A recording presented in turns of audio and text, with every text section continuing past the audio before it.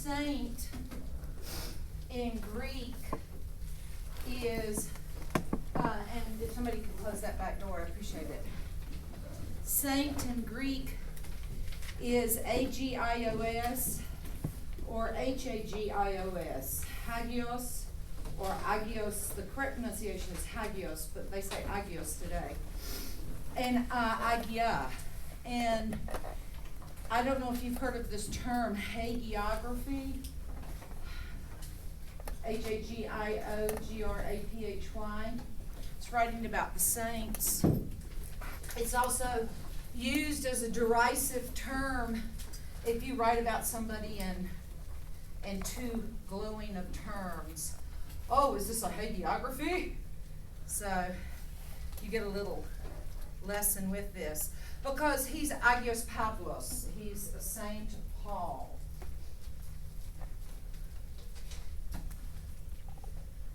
Jesus was not popular.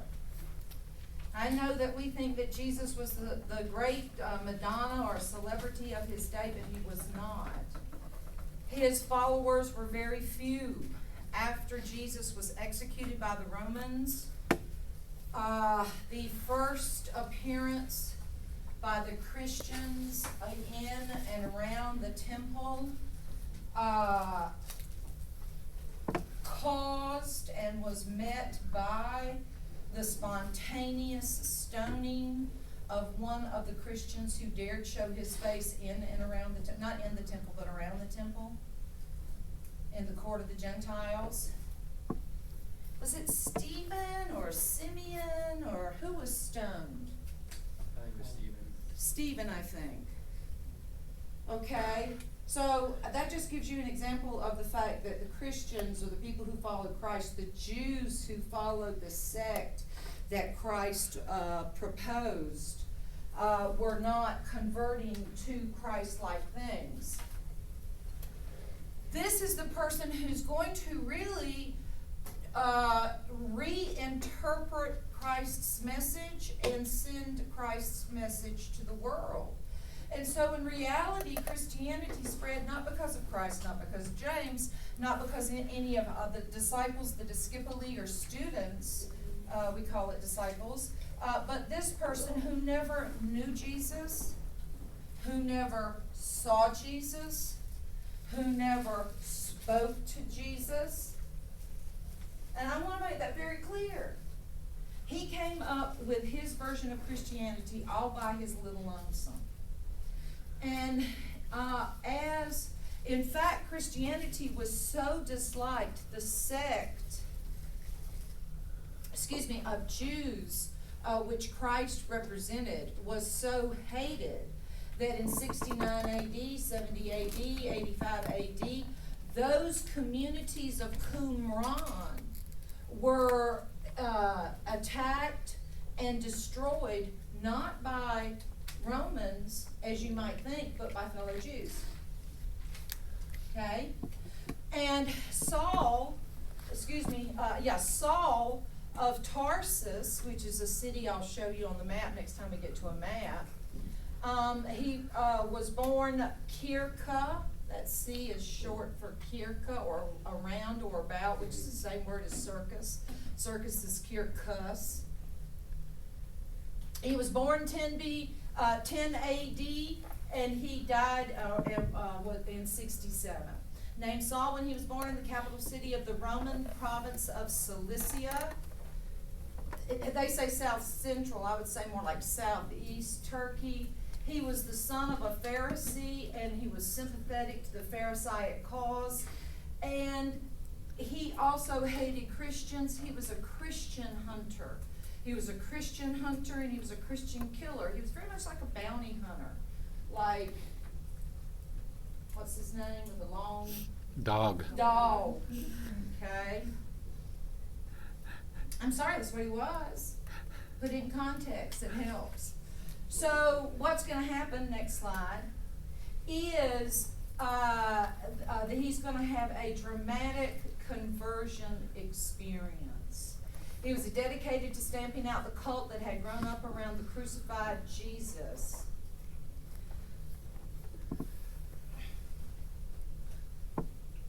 When we get to Muhammad in just a few minutes, meaning next class, you'll see that he too had a dramatic conversion experience.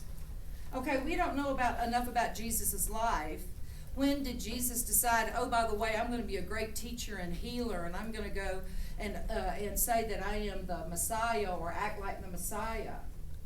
Even in a weak equivalent, say, oh, Jesus never said he was a Messiah. When he got on that donkey and he came into Jerusalem, he pretended like he was a Messiah. He did a pretty good imitation of the Messiah. So we don't know if he had a conversion experience or not, but we know these things. In next quarter, when we talk about early Christianities, we'll be talking about, and I'm going to hurt some people's feelings right now, but that's okay, it's fun to think naughty things. And this is a naughty thing. There's a lot of arguments that these types of dramatic conversion experience is actually a malfunction of the brain. Temporal lobe epilepsy. Socrates was a temporal lobe epileptic. And we'll be talking about that in great detail next quarter, so I hope I'm quitting your appetite. At some point in his mid-20s, a few years after Jesus' death, he underwent a dramatic conversion experience, changed his name to Paul as the person who's going to be elected Pope, and I believe that there were 2 votes supposed to be taken today. And when I left my news, there was no smoke of either color. There was black. They picked a Pope. They don't have a name yet. Get that phone out, honey. Man. Half an hour ago it was white. Okay, but I was where I couldn't get news. Oh, that's It says quick. we can watch the new Pope's appearance live, which means in 30 minutes they'll eventually come out. I tell you what, if we weren't so far behind, we might do that, but that's okay. I know. From nope to Because vote. this is a historical moment, of course. But when this guy comes out in 30 minutes or so, he's not going to have the name that he went in with. Okay? And this is the same thing as Saul Paul. He's changed his name to show that he himself has changed. He decided he's going to spread the new faith to Greek-speaking, mainly non-Jewish communities. If you look at your New Testament carefully, you'll see that when Paul finally does go to Jerusalem and Paul finally does meet the original disciples, they don't like this idea. They say, no, that's not what, this is Jewish mystic religion. You're not talking to non-Jews about this. And the reason why we need to make this very clear, and I want to emphasize this, is that from starting with 300 years before Christ was born, Ptolemy, Alexander the Great's general who succeeded in Egypt and became the Egyptian king, and the last Ptolemaic ruler was Cleopatra, okay, tried to get the officials in Jerusalem to give him a Greek copy of their Old Testament. And he said, I will give you, name a price. I'm the richest king in the world. Name a price. Whatever price you want, I will give you that for a Greek copy of your sacred text to put in my Library of Alexandria. No, this is too holy. This wisdom cannot be seen by unholy people. And so, again, the wisdom of Jesus cannot be seen by unholy people, i.e. non-Jews. And so St. Paul just breaks that and says, I'm going to go my own way. I don't care what you say. And then look, how often does St. Paul go to Jerusalem? You look at the wanderings of St. Paul, which you're going to do on a map in just a moment, and you're going to see that he just says, bye, I'm going to do my own thing. And if you want to come along, come along. And eventually it's going to become very evident to everyone that he wins, that he has these followers. It becomes extremely popular. Unlike Peter and some of the apostles, apostilo is to send off, and that's what the apostle means, to send forth. Paul had never met Jesus. I'm always surprised by the number of people who aren't aware of that, so I'm emphasizing it just a little bit. Instead, Paul claimed to have received a direct revelation. Either Jesus or God talked directly to Paul about what they wanted. So basically Paul said, well, I know you were Jesus' apostles, but listen, he came to me personally in a dream or in a vision, and I know better than you. Which was an accepted form of communication. Revelation means to reveal. Okay? It means to reveal. So something has been revealed directly to Paul from Jesus or God. Depends on how you want to parse that. And so, of course, it led to a number of major disputes, because what happens is that Paul brings in a new element that the followers of Jesus don't agree with.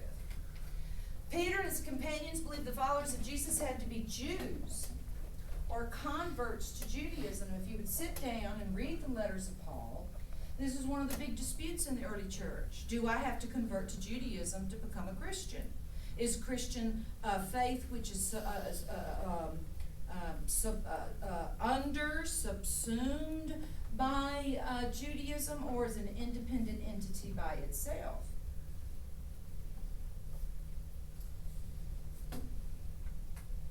I hate to be indelicate about this. The biggest concern was circumcision. Man comes up to you, 40 years old, 45 years old. Oh, by the way, there's got to be some changes down there if you're going to believe my God. Excuse me? You want to cut what off from where for me to worship your God? Now, I know we're all giggling about it and we're sort of a little ashamed about it or whatever, but you read Paul's letters. This is a major, major concern. And so Paul then struggles with how much Jewishness do you have to have in order to be a Christian? And then finally, at the very end, he says, none!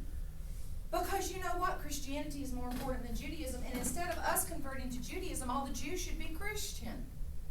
But you don't hear that too much. But that's what Paul says. That's his conclusions. He said Jewish religious law is irrelevant. Judaism is irrelevant. You don't have to cut anything to be a Christian. Don't worry, honey. Jesus made a new covenant, a new agreement.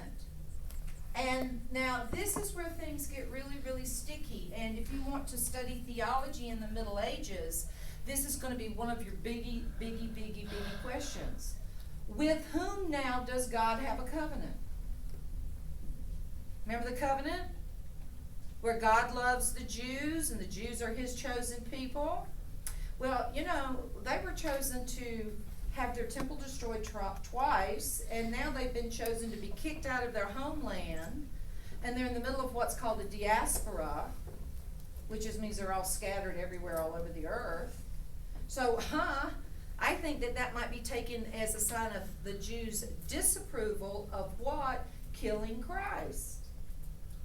And this is exactly what the Crusaders are shouting as they are killing Jews in Germany in the 1st, 2nd, 3rd, 4th, 5th, 6th, and 7th Crusades. Is, you kill Christ, we're going to kill you. And so this is a huge theological dispute. So what comes is the idea that God is so displeased with the Jews, he has transferred his covenant. The old covenant between God and the Jews no longer applies. A new covenant has come, a covenant between the people who are the followers of Christ and not the followers of the Jews. Of course, all of Paul's positions were opposed, and the word vehemently means strongly, loudly, and with lots of passion, by the Jews who were in Jerusalem. They said, no, this really should not be. This is not what Jesus taught us. The Christians of Jerusalem are led by Jesus' brother James at this time. They have a lot of difficult debates. Now, the only reason why your book says Paul's position triumphed is not because the Jews of Jerusalem said, oh, by the way, you're right. Only Peter does this. And Bart Ehrman is going to come next quarter in association with the Early Christianities class, and he's the world's expert on early Christianity. And he has a wonderful book called Peter, Paul, and Mary. And he makes the point that Peter is the wishy-washy. When James is around, Peter says, oh, Christianity's bad, you need to be a Christian. And then when James is not looking, Peter takes off after Paul going, let's go convert some people. And then there's a couple of scenes where, Peter, Paul, and James are all together, and it was sort of really uncomfortable for Peter. So that's all a lot of fun. Paul's position triumphs because in 69-70 the temple is destroyed, and 135 the entire city of Jerusalem is destroyed. All the Jews are picked up and thrown out to the four winds. They're more busy trying to find a new home than worried about the position of Christianity. Okay, so Paul's position triumphs only because other matters intervene. Some early Christians would continue to obey Jewish law. Most of the new converts were Gentiles. What a Gentile is a non-Jew. It's a Jewish name for non-Jews. Cardinal George Argentina has been elected the next pope. He's the first non-European Pope of Argentina. They wouldn't give it to North America. They had to give it to South America. Well, I'm just going to enter. I do follow. Actually, I'm not a Catholic, but I do follow liberation theology. They've elected, and I'm sure this is going to come out. There were two factions: the Old Guard and the Reformers. I think he's probably at the spearhead of the Reformers because he's from Argentina. You know what liberation theology is? It's putting Christ's teachings to politics and to real social situations. It was invented to oppose the Spanish conquerors in their treatment of the natives. That's what's called liberation. At least that's what I understand. Yeah. Okay, let's get back to early Christianity instead of modern Christianity. Paul traveled throughout the Eastern Roman Empire to establish the early Christian churches. He wrote a series of letters which are found preserved in the New Testament to these churches, telling them, answering their questions and telling them the correct way to worship. There was one church actually that decided that because they're sanctified, they're holy. And I'm sorry, I think it's Ephesus, but I'm not quite sure. But because they're sanctified and holy, that they can have open sexual relationships because they're sanctified and there's no sin, they can't sin. That's how they interpret. And Paul had to write them letters saying, no, that's not exactly what that means. Anyway. So Paul began to call the new community of believers an ecclesia, which is an assembly. Okay? Today, ecclesia means church, and that's where we get the word ecclesiastic and ecclesiastical. Ecclesiastical is churchy. And when did you hear that they had 3 sets of ecclesiastical robes? Small, medium, and large for the Pope. 3 sets of red shoes, 3 sets of red caps, 3 sets. And that's ecclesiastical robes. So we can use that word, you see. Now, to the Roman receiver of the new religion of Christianity, the idea of death and resurrection, the idea of judgment and rewards in the afterlife were all reminiscent of the mystery religions. Now and I have to say this, if I could actually take you, my schedule doesn't allow it, unfortunately. I used to have a different schedule, and I used to be able to teach 1 course or 2 courses a year, anything I wanted to teach. And I would love to teach ancient mystery religions because Christ is nothing, and I don't mean to insult anybody, but if I could actually sit you down and show it, you would realize that he's just nothing but an incarnation of Adonis, Tammuz, Dumuzi. He dies and resurrects at the very same time when Adonis, Dumuzi dies and resurrects. In fact, in the very same weekend. And in fact, when we go everything that most churches do at Easter could have been done by Hiram of Tyre and fit very comfortably all together, including the growing of the lilies. So so for the ancient receiver of the teachings of Christ, it is very similar, extraordinarily similar to these mystery religions like Isis, whose husband Osiris died and resurrected, did he not? Mithra. Mithra is a warrior god. Mithra is going to be the biggest opponent, the only religion that threatens Christianity. It's the second most popular religion, or almost as popular as Christianity. And to show you how popular the Mithra religion was, remember Constantine in 325 AD, the Roman emperor who's going to make Christianity decriminalized? Remember I told you about? He was a high priest of Mithra. And he got to decide what went into our New Testament and what didn't go into our New Testament. So the idea that Christianity was so very popular, please don't think that. Mithraic religion. And Mithra was only for soldiers. And to become a Mithra worshiper, you had to go into a special two-storied underground chamber carved out of the rock or built into a cave. And you had to go into the lower part of this and stand under an iron grate. And you would have a bull sacrificed over you, and you would be naked, and all that blood would flow all over your body. It's called the Taurobolium, the killing of the bull, Taurus. We know this from astrology. And then you've got to be like a bull, and you were a soldier, and you could fight like a bull. And it was a soldier's cult.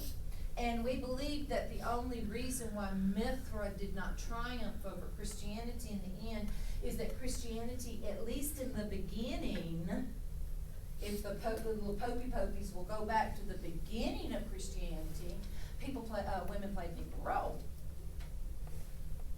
It's only in the 4th century, 5th century, 6th century, 7th century AD, as the Western Roman Empire fell into decline because basically the Eastern Roman Empire withdrew their soldiers, withdrew their money, and in the breach with the loss of the Roman administration, that's when the church took over. That's how the church became so powerful in the West. The church in the East has never been that powerful. Never. Because the Roman administration in the East, meaning from Italy east, never fell. Ever fell. They were just conquered by the Turks in 1532. So that's what happened there.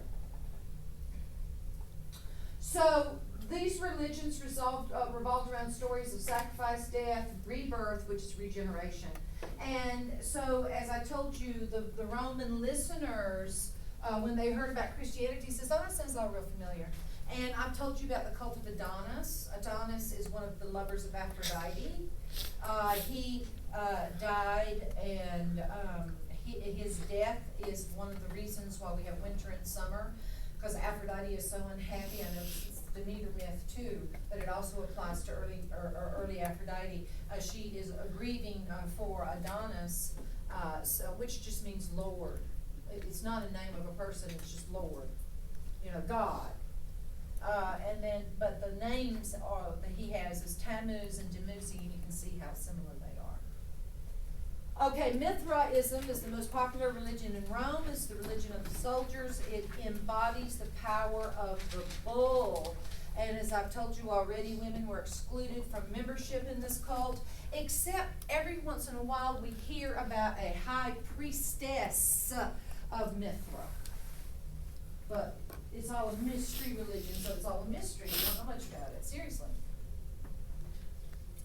Mithraism gave you the power of the bull through the sacrifice that I just told you about, where you have bull's blood. Ooh, just warms your body. Oh. Anyway, but if you're a soldier, you're used to it. I mean, it's not like today. Our soldiers today, don't get that up close and personal. Even when they're up close and personal, they still are using, rifles. In the ancient world, it was really, I got to get close enough to stab you with something. Getting blood on your hands or blood on your body was probably quite common. And as I told you, it's called the taro, which is bull, boleo, which means to throw, so the throwing of the bull's blood. And here is Mithra. He is not Roman, he is Eastern. In fact, he comes from north of the Black Sea. He's Phrygian. And how do I know he's Phrygian? That funky cap on his head. Okay? It's got this little thing that comes forward. You see it sort of flops forward. You see it better from the side, but I don't think I have a picture of this from the side. But the little peak flops forward. That's a Phrygian cap. He's also, you can't really tell it, he's wearing stockings, which are no good Roman man would ever wear a stocking. Oh my God. And the short cape and the skirt all makes him out to be a Phrygian. And look how he has pacified this bull. I think this is very, very interesting. And the Egyptians used to pacify their slaves and pacify their prisoners of war, by putting 2 rods up the nose. That's exactly what he's done. And your nose is, in an animal's nose, is really one of the most sensitive parts. So what he's done is he's hooked his fingers into the nose and brought him back. The artist has decided he's going to slice him here instead of cut his throat, but a real tarbolium. The bull, and I also really don't want to hurt your feelings, but do you know what is the holy high holiday of Mithra? December 25th. Guess where we got that little holiday from? The bull's blood brought about the rebirth of light at midwinter. December 25th is Mithra high holiday. So that's where we got Christmas from. Jesus was actually born in the spring, or else there would have been no lambs and mangers. Because sheep in the Middle East only give birth once a year, at Easter. We get the date for the birth of Christ from the Mithraic holiday of the rebirth of the world on December 25th. Christianity had to make a lot of compromises, because although Theodosius the Great in 385 AD will command throughout the kingdom that Christianity be the only religion that is legal to be practiced. So it's Theodosius in 385 who's going to close the Olympic Games. He's going to allow Christians to destroy statues. That's why your statues are all broken. If it's not from an earthquake, it's by Christian destruction. And what's really interesting is they take the faces of these statues and lie them down like this and cleave them like that with axe strokes. And in certain temples you find hundreds of faces cloven like that. But even in that time, many people were still pagan. They did not want to worship Christ. And so they say, oh, well, I tell you what, and also what your book doesn't tell you, that Saturnalia is also on December 25th. It's the solstice. It's when the moon is when the planets, the revolution, the tilt of the earth changes for the seasons. And so they said, oh, well, we'll worship on the same holiday, and you can call it what you want to, and I'll call it Christian. And so it's a compromise. Many of these compromises, like your Easter eggs, they come from the early Viking religions, just like our days of the week, Monday, Tuesday, Wednesday, Thursday, Friday, Saturday, and Sunday. That's the pantheon of the ancient Vikings. Sunday, Monday, day of Twies, Twies, a goddess, a very famous goddess. Wednesday is Woden's Day, Thursday is Thor's Day, Frida's Day, Saturn's Day. So we've made a lot of compromises in our culture, but we're not aware of it. Now, Christians, actually I don't agree with this. Jesus was baptized. Baptism became the form of the initiation into the club of Christianity. This is a ritual purification common to many ancient religions.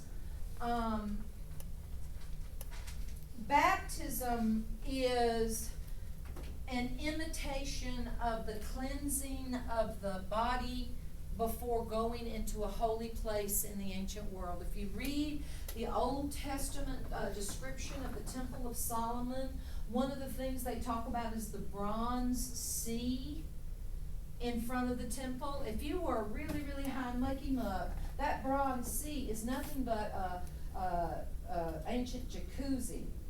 Okay, it's huge, and you get on a ladder and you get naked and you or into your ritual underwear, and you actually submerge your whole body in there, and then you get out. Now we don't have the Bronze Sea of Jerusalem, but we've actually found stone seas, and one of them is in the Louvre, and it's almost as big as this room, out of one piece of stone. Okay. And it's meant to be ritually, you're meant to, it's like a little small swimming pool, except you go into the temple to clean yourself for the temple. Baptism is like this, except one time does it. You're clean forever. So it's an intensification of rituals that are already known. We know that John the Baptist is called that because he practiced baptism. Christ practiced baptism. So by the 2nd century, this is the most organized. Christianity organizes itself like a military quite soon, quite early. And just like the military, there were grades of procedure, grades of appointment, which you can't skip over or you can't ignore. As in the choice now for the Pope, where everyone had to be a cardinal. Is that not correct? There were no priests, or there were no deacons, or there were no archbishops, or any riffraff like that. You have to be of a certain stage to get in. It's very organized. And okay, I hope we have this word in the next slide. You ever heard of the word hierarchy? What does it mean? Order. Order, one above the other. Okay, do you know what that word means? Hieros is holy. Archos is to rule. The hierarchy of the holy rule of the church was so rigid, we took that word and said anything with a rigid order is a hierarchy or like a hierarchy. And a higher in hierarchy is the same higher as in hieroglyphics. Holy writing, glyphos is to write, hieros is holy. Hierarchy, hieros is holy, archos is to rule. Make sense? Okay. So here is the hierarchy. A bishop, which is short for the Greek word episkopos. Skopos is where we get the word scope. To scope is to look at, to scope out, we say, but we don't mean the out. And this truly. And epi is over or above. So episcopi or episcopia is something that is overseen, an overseer. And so they just changed that to bishop. What did a bishop oversee? Priests, deacons, confessors, and exorcists. And you're going to say, oh, well, we don't have exorcists anymore, and a priest does the confessing. Not in the early church. Not in the early church. And in the early church, a woman could do all these. In the early church. And that's why it was so attractive to women. You know, the big question about the election of the new Pope is the question of the ordination of women. And for myself, who's a true biblical scholar, I go, you know, if you believe the Nag Hammadi Library, which was written, you know, supposedly by the followers of Thomas, the disciple Thomas, it says that Mary was the first disciple. Over and over and over again. Over and over and over again. So these questions are very old, and as I said, in the beginning of the church, women could hold these offices. Women were extremely prominent. Women, one of the things about the early church, and I think I've told you this, is that Paul said, if your husband is not a Christian, you don't have to stay with him. as a Christian, that Christ will declare you independent of your husband. Well, what is happening at this time is that women have no control of their lives. Their fathers marry them all for dynastic, political, and monetary purposes. But because the fortunes have gotten so large, the law now, just passed recently, right before Christ was born, was that women kept their dowries.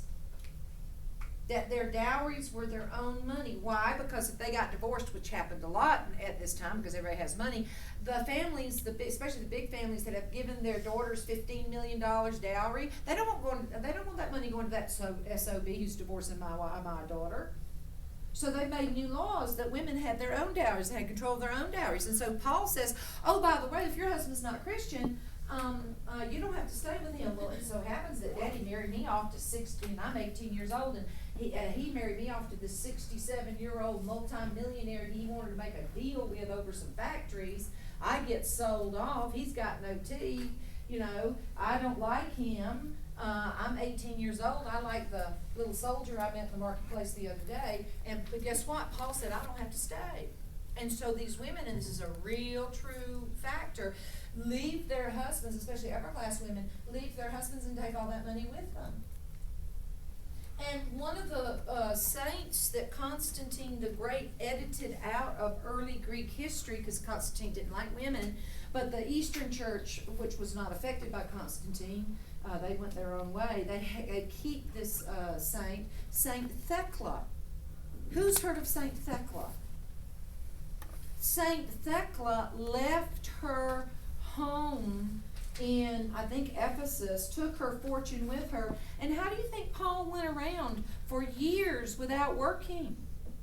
You think you can go around for years preaching the gospel of Christ, going from place to place to place? How are you going to eat?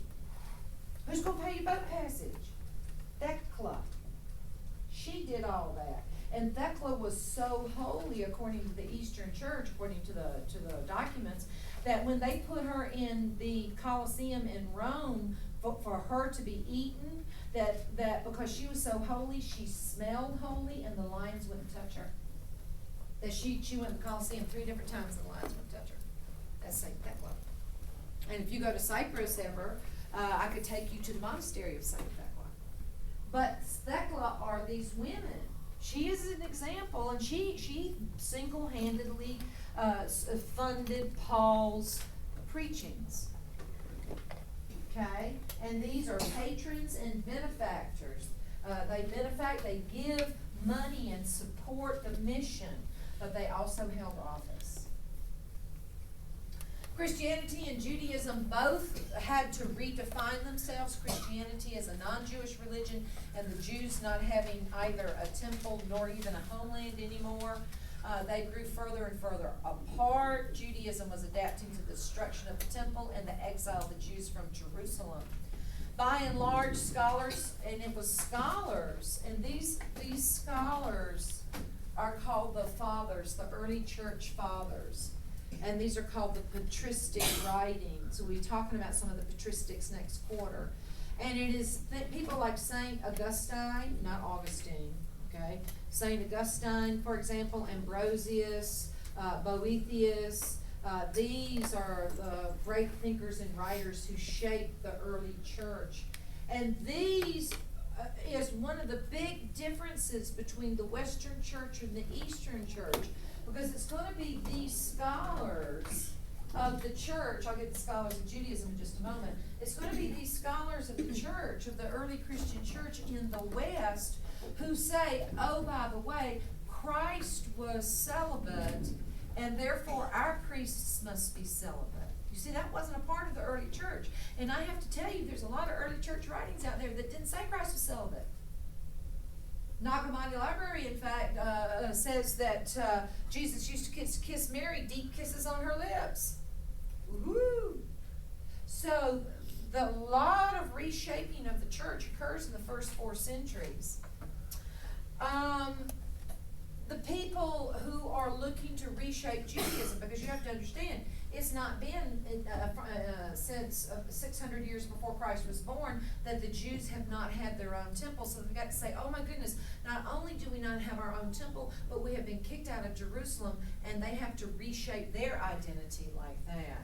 So the early Jews did not care about the shape or the development of early Christianity. They were too busy finding homes. The Christians are persecuted, they are prosecuted legally by the Romans because the Christians will not worship the emperor. The emperor, starting with Augustus Caesar, has made himself a god. And if you do not worship the emperor, you are not loyal to the state of Rome. And that's where the Christians get in trouble.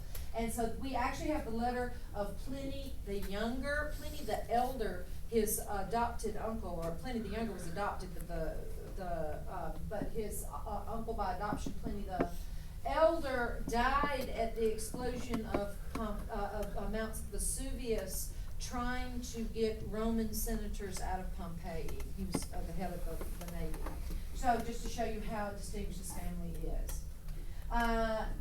Trajan is a Roman emperor who ruled from 98 to 117. It is a rule, sir, says Pliny to his emperor. I refer to you in all my doubts, and you have to understand, Pliny is a governor. He is a governor of modern-day Turkey, where Paul is teaching. So he is encountering some of the early Christians. Okay. So I don't know what to do with these Christians. I'm asking you, having never been present in any trials concerning those who profess Christianity, I'm not acquainted with the nature of their crimes or how I should punish them. I've had to deal with some Christians, and this is what I've done so far, and you can tell me if I've done correctly. People are brought before me being accused of being a Christian. I ask them a question. I say, are you a Christian? If they say, yes, I'm a Christian, Pliny says, now think really, really, really carefully, because you know there's going to be a problem if you tell me you're a Christian. I'm going to have to punish you. Now think really carefully. Are you a Christian? Yes. Okay, now I've given you 2 chances. I'm going to give you one final chance, because you know if you say yes for the 3rd time, I'm really going to have to punish you. Are you a Christian? Yes. Okay. So he asked them twice again, adding threats. When, if they still persevered, I ordered them to be punished. Because I don't care at this point if there's a Christian or not, whatever the nature of their opinions might be, and I hate this translation because it's really a funny passage here. A contumacious and inflexible obstinacy certainly deserved correction. In other words, I am the head of state here. When I tell you to say no, you better damn well say no, or I'm going to punish you because you don't listen to what I have to say. You're obstinate. You're inflexible. Okay? But this crime is spreading, and information was presented to me without any names inscribed, containing a charge against several persons who, upon examination, denied they were Christian or ever been Christian. Okay? You can deny it. Now let's prove it. They repeated after me invocation of prayer to the gods. They offered religious rites with wine and frankincense before your statue. Not the statue of Zeus, not the statue of Minerva, not the statue of Heracles, the statue of the emperor, because that's the only god they really care about. Okay? Note that. Both in your statue, for which purpose I had ordered to be brought together with those of the other gods, and I asked them to revile or to spit on the name of Christ. Okay? And if they do that, they're okay. They're not Christians. But look at this next passage. Whereas there is no forcing, it is said, those who are really Christians into a compliance with any of these articles. There are Christians who refuse to worship the emperor. And so not everyone gives in. I judged it necessary to extort the real truth about Christian rights and beliefs by putting 2 female slaves to the torture. That's how you ask questions in the ancient world. Slaves had no rights at all under the eyes of the law. So he found 2 female slaves who were told to him to be Christian. He grabbed them up, he tortured them, and he said, "What in the hell is Christianity? Tell me what Christianity is." I could discover nothing more than an absurd and excessive superstition. I thought proper, therefore, to adjourn all further proceedings and to consult with you. This contagious superstition is not confined to the cities, but has spread its infection among country villages. It seems possible to remedy this evil and restrain its progress. Next.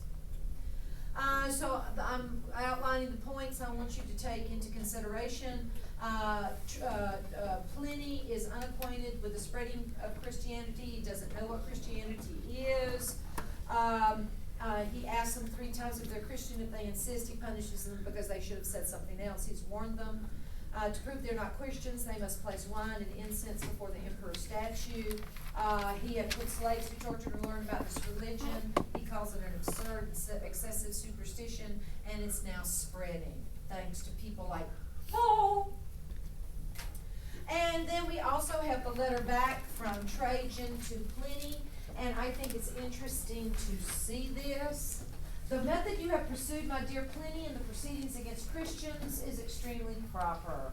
It is not possible to lay down a fixed plan by which to act. I would not have you officiously enter into any inquiries. In other words, I don't want you to go looking for Christians. If they should be brought before you and the crime is proved, they must be punished. But if a party denies himself to be a Christian, he shall make it evident that he is not by invoking their gods, and let him be pardoned upon his repentance. Now, we have this program, and it's all over the stop station if you take the bus.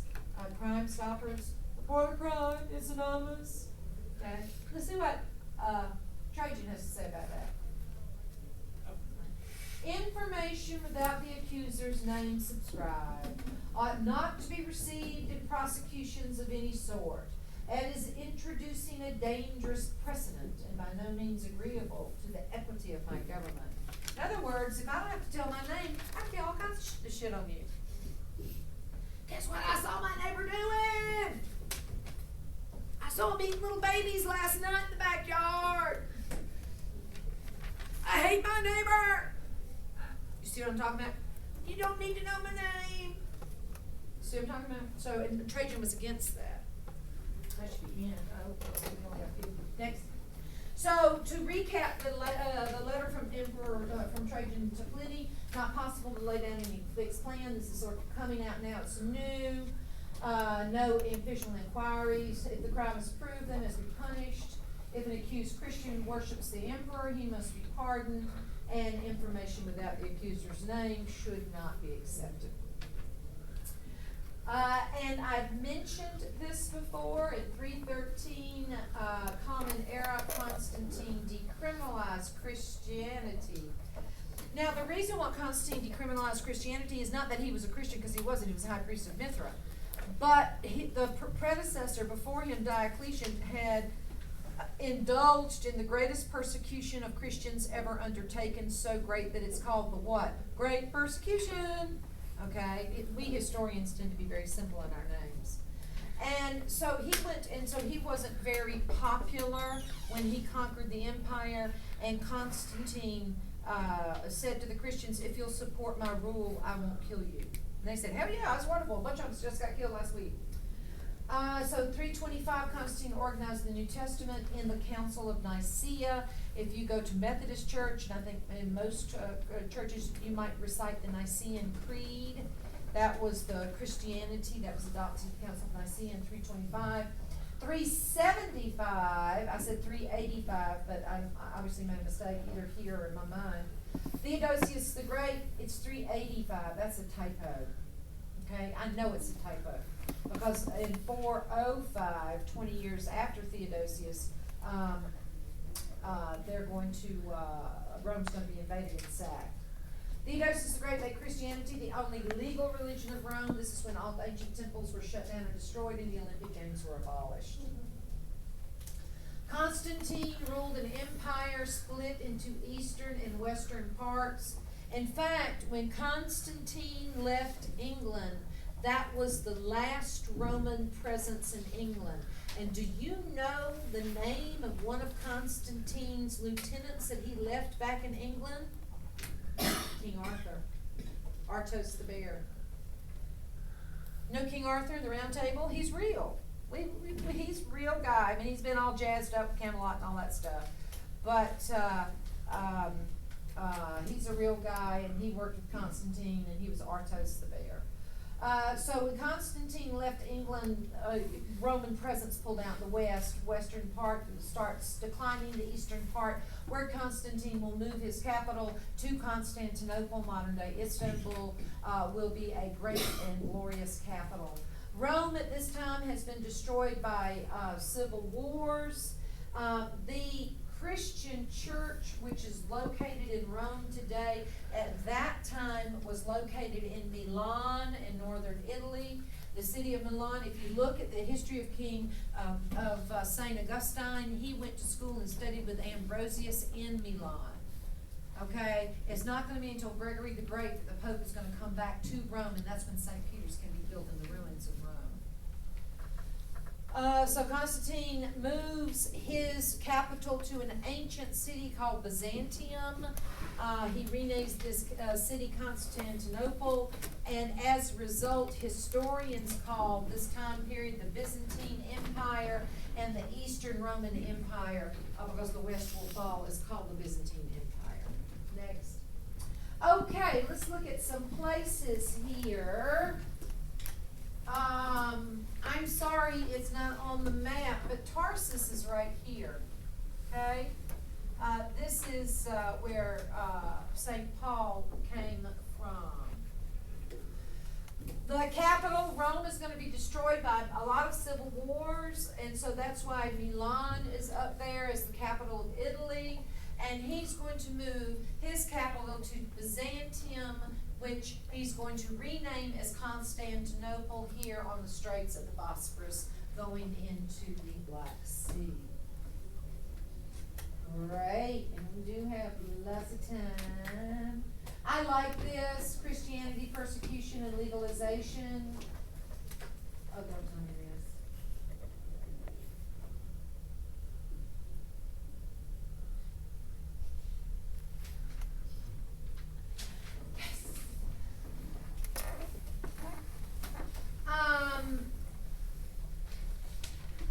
Okay, next. In the year 203 CE, a young woman called Vivia, yes, and that's how it's called, Vivia Perpetua was brought before the Roman governor at Carthage. She's 22, she's well educated, she's from a respectable family. At the time of her arrest, she had an infant child who was at her breast nursing, suckling. She had 2 brothers and a father who loved her. She had a husband, but he's absent.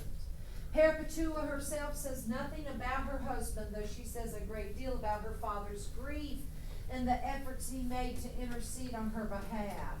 Her father begged the judge for mercy. He begged his daughter to confess so her life could be spared. He admitted to having loved her more than her brothers and blamed himself for the liberal education that he gave her so she could think on her own. Ooh, how bad.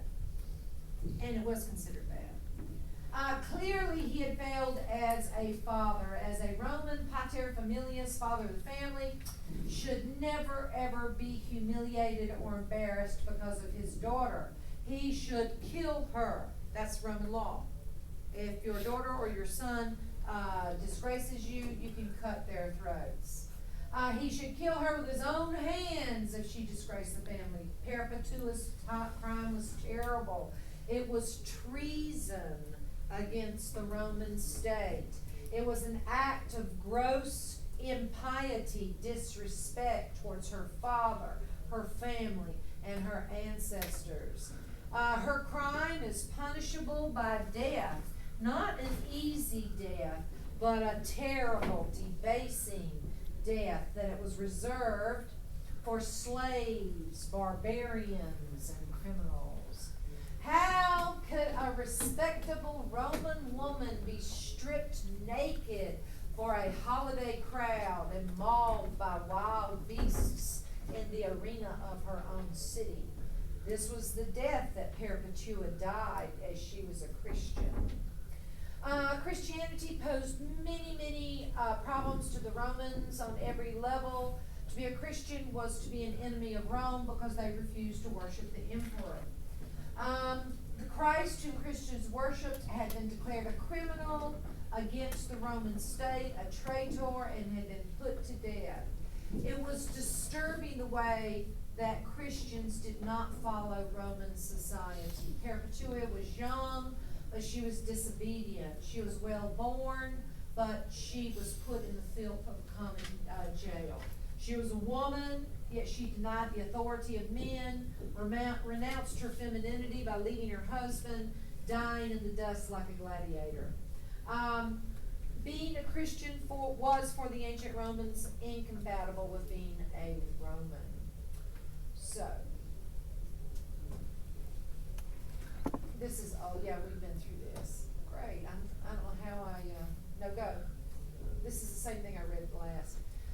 So, persecution of the Christians. Diocletian, this is the great persecution, became, and I know I'm repeating, and that's just okay because you need to hear this. Diocletian became emperor in 284. He turned on the Christians more ferociously than any. He attacked the Christians because the Christians were not good Romans. I've already told you that women could leave their non-Christian husbands. And one of the things that a lot of people ignore is the fact that Christianity is nonviolent. Blessed are the peacekeepers. Well, who in Rome wanted to hear that? Every Roman emperor is a general. Peace? We don't win any land or any booty by peace.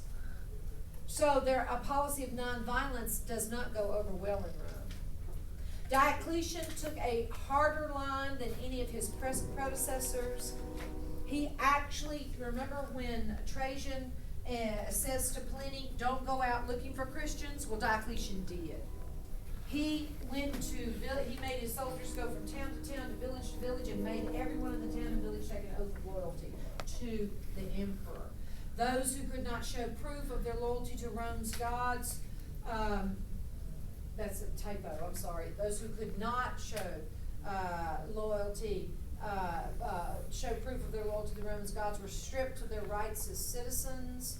In 303, a full-scale purge of the Christians, as I told you just a moment ago, called the Great Persecution. A Christian who dies for their faith is called a witness. The Greek word for witness is a martyr. And that's just surprised me when I was learning Greek and I was called as a witness to a traffic ticket. And the citation says, you are a martyr on such and such and such a day. And I sort of went, I'm not real sure I want to get this. But that you're a witness to an accident. So a martyr is a witness. Christianity's message of social justice was very unusual in Rome, where no social justice was known with their slaves and gladiators. But to those slaves and gladiators, Christianity was very attractive. You mean God loves me? Somebody loves me? You mean I'm suffering in this life, but the next life will be better? It gave them hope. This was an attractive theology, and it became more attractive as the Roman Empire in the West begins to disintegrate. In 476 A.D., the first German king, called Ottobakar, will take the fastcasts from the last Latin king called Augustulus Romulus. Little Augustus, Little Romulus, you know those names. And that's when the West is said to fall. And because Ottavakar and then Theodoric the Ostrogoth, who displaces Ottavakar, don't speak Latin, they're Goths, German tribes, and they just want to plunder. They don't want to administer, and they only take Italy, and the rest of the empire is sort of left on its own. And as I said, it's the church that's going to take over in this time of economic, political, and social breakdown. It's only going to be the church. And that's why when the politics starts coming back up again, I'm giving you a little bit of European history for free, when political entities start reforming again, as inevitably they do, the big control power struggle is going to be the Pope and every king, and the Pope actually, Leo II, will surprise Charlemagne on Christmas Day 800 and crown him king, and therefore all the popes crown the kings, indicating that God is over man, until Napoleon, the great Napoleon, when the Pope goes to crown Napoleon, famously Napoleon will grab the crown out of the Pope's hands and put it on his own head and said, I don't need you, the state is now over the church. So this is the origin of that. Plotinus is an Egyptian philosopher who comes to Rome and lives in Rome during the worst period of Roman civil war between 207 and 270. This is called Crisis of the 3rd Century. This is a time of unceasing civil war by competing generals. There really is no Roman emperor at this time. He found something called Neoplatonism, New Platonism, which has nothing to do with Plato, really. Plato had one dialogue towards the end of his life in which he talks about what might happen after you die, much as what Socrates talked about when he was on his way to death in the Apology. And Plotinus built an entire subset of Christianity around the ideas of Plato. It's called Neoplatonism. And it is Plotinus, the poohead, who is actually going to, through his student Origen, and Origen's student Ambrosius, and Ambrosius' student St. Augustine, they're going to come up with the idea of celibacy. And this is going to happen in Rome. In the Greek Orthodox Church, your priests, by law, have to be married. Why? How can you counsel a family in your village about their marital problems when you have none? Right? Now, if you're going to be a bishop or an archbishop and you're going to be professional clergy, then you have to be celibate. But that's the big difference between the Eastern Orthodox and the Western Catholic Church, and something that the new Pope has to talk about, because that's on the list of the reforms.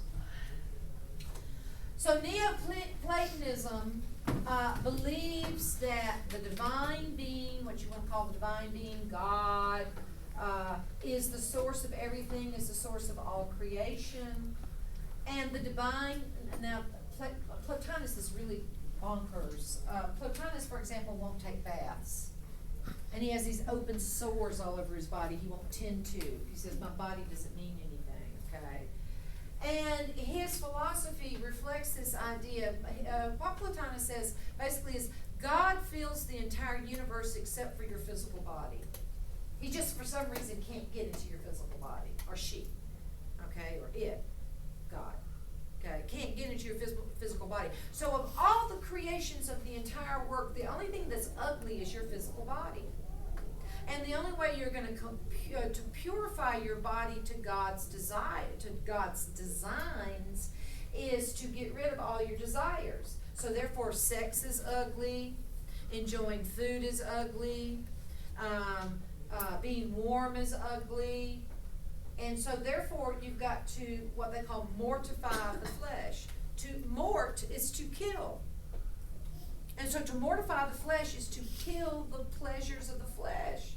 That's why Catholic monks are supposed to eat very, very plain food. Have you heard of the group called Opus Dei, who wears something called, I think, a calyx on their leg? so that they'll feel pain at every step. That's mortifying the flesh. That's part of this idea of Plotinus. You look in the New Testament, you can't find this in the New Testament. You can't find it. This is all early church fathers. That's why the study of the early church fathers is so important, because they have some crazy ideas. Absolutely weird. So, your body contains nothing divine, it is evil. Your soul is divine, and your soul, therefore, is housed in an undivine shell. In fact, the only thing between you and God is your body. And yes, suicide was practiced at a very high degree by these followers of Plotinus. Some followers who became great saints would ask to be bricked up into a wall permanently. That's the great saint of the British church. He did that. They would ask to be whipped. This is when the medieval idea of whipping yourself to get the sins away starts in. And this, as I said, is the big difference between the Eastern Church and the Western Church, because Plotinus had no effect on the Eastern Church whatsoever. So you are incarcerated in your body. Your divine soul is held prisoner in your body. The highest goal of life is to reunite with your soul and the divine, so your soul can be divine once more. There are several ways to do this. You think about it. Plato said that too. He said, if you think about the good, you'll become good. And if you know anything about Catholic monasteries, you know that in most of them, in the Benedictine monasteries especially, there's hours during the day where you have to sit and think, where you have to contemplate, quiet hours where you just sit and think about the divine. But another way to join your soul with the divine is through asceticism. Asceticism means, there's an old saying in the 1970s, if it feels good, do it. Well, asceticism is, if it feels good, never do it. Never think about it. Okay? And you know that celibacy, this is being talked about on television, so I don't think I'm going to shock anybody in the room, but celibacy is interpreted by the Catholic Church includes masturbation. If you masturbate, that's breaking celibacy. So the demands on the flesh are, asceticism is quite high. Asceticism, you can practice the body through exercise or training. The body could be tamed by fasting, and you who are Catholic, and I Greek Orthodox, among other things, know fasting is very important. There's other types of self-denial, self-punishment. Asceticism, according to Plotinus, made the body a more fitting vessel for the soul. Now, Diocletian retired in 305. Yes, he didn't die. He did just like Benedict the 16th did. He decided he's going to retire. He's the first Roman emperor who did not die on the job for something like 3 centuries.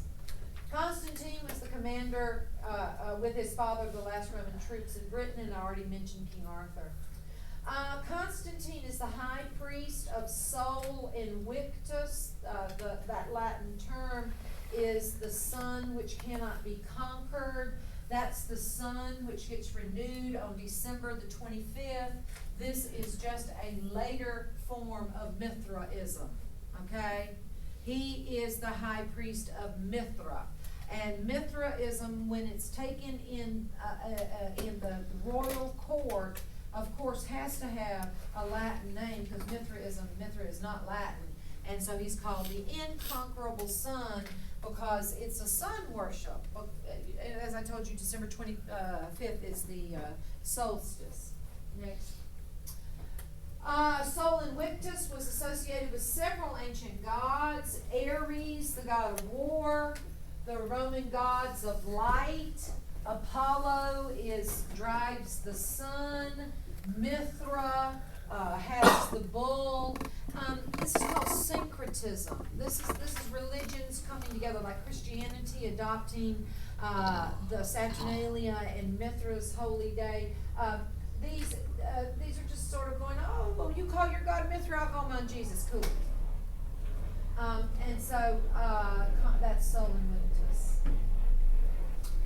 I told you that the feast of the sky god Saturn, the Saturnalia, was changed by Constantine from December 17th to December 25th. So it goes with the celebration of Mithra, and then Christianity is literally just slapped on top of this. How did Constantine become a Christian? The night before the battle for Rome, Constantine saw a vision of the first two letters of Christ's name written into the sky. That's CHR. CH looks like an X, and an R looks like a P. I'm going to show you this in a minute. He also, in addition to seeing this sign in the sky, he heard a voice, in hoc signo vinces.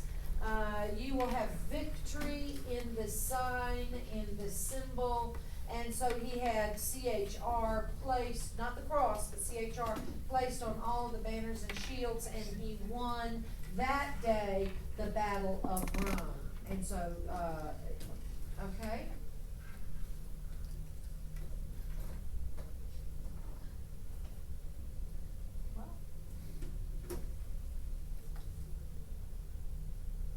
Huh.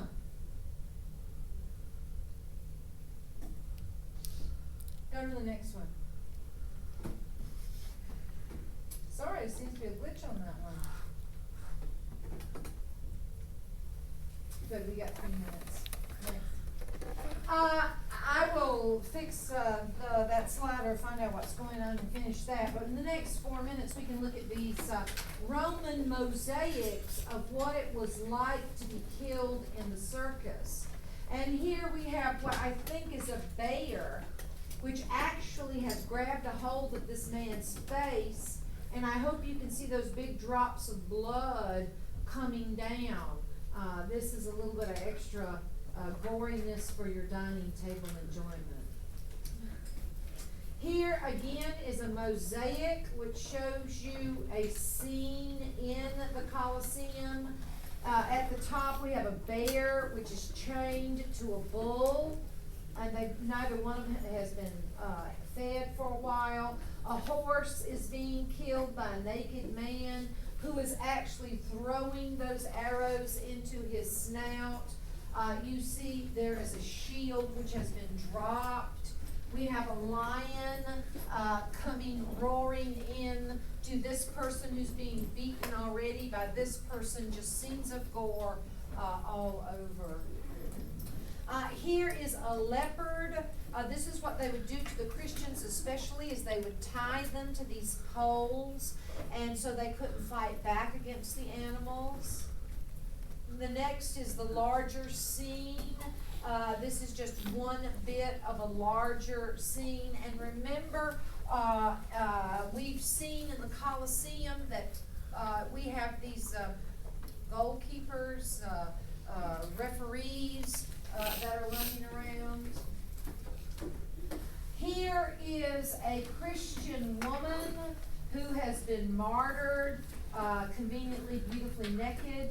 And that's actually the Emperor Nero looking at her dead body there.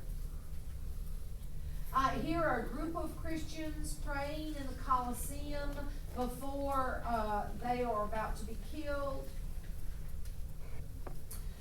You see the painter here has given you the Christian cross. This is the martyrdom of the Christians.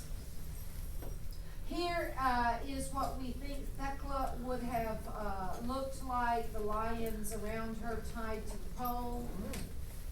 In color, I like that one in color better. Saint Sebastian is persecuted and killed by Diocletian. This is the martyrdom. We still got 1 minute. Martyrdom of Saint Sebastian. You see he has lances through various parts of his body.